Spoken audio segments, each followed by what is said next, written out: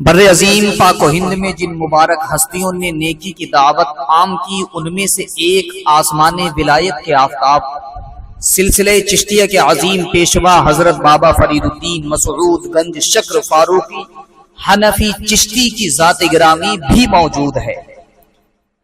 آپ حفظ قرآن اور ابتدائی تعلیم حاصل کرنے کے بعد مدینۃ الاولیاء ملتان تشریف لے گئے اور وہاں قرآن و حدیث، فقہ و کلام اور دیگر علوم مروجہ پر آپ نے عبور حاصل کیا۔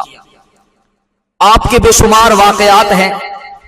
آپ نے نہ جانے کتنے گمراہوں کو راہ راست پر لائے اور سینکڑوں نے ولایت کے مدارج طے کیے۔ آپ کی نیکی کی دعوت سے ہزاروں غیر مسلمانوں کو اسلام کی دولت نصیب ہو گئی۔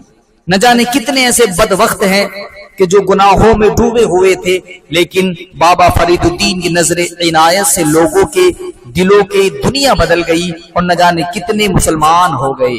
یہ بابا فرید الدین کے جن کی بارگاہ میں ایک شخص آتا ہے، محتاج ہے، غریب ہے، فقیر ہے، آ کر کے کہتا بابا فرید الدین بیٹیوں کی شادیاں کرنی ہیں، گھر میں پیسہ نہیں ہے، دولت نہیں ہے کہ ان کی شادیوں کے انتظام کر سکوں، لہذا آپ سے گزارش ہے حضور کہ کچھ نظر کرم فرما دیجئے۔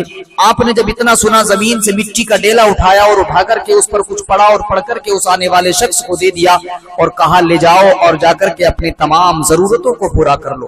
اس شخص نے جب دیکھا کہ وہ مٹی سونا بن گئی، اس کے دل میں راستے میں لالچ پیدا ہو گیا۔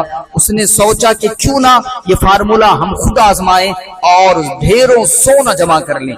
اس شخص کے دل میں جب یہ لالچ آیا، اس نے اسی لالچ بھرے انداز سے اس مٹی پر دوسرے ڈیلے مٹی کے اٹھا کر کے اس نے جمع کیے اور وہی سورہ اخلاص جو بابا فرید الدین نے پڑھ کر کے دیا اس پر پڑھنا چاہا اور سونا بنانا چاہا، لیکن مٹی ہے کہ سونا نہیں بنتی ہے۔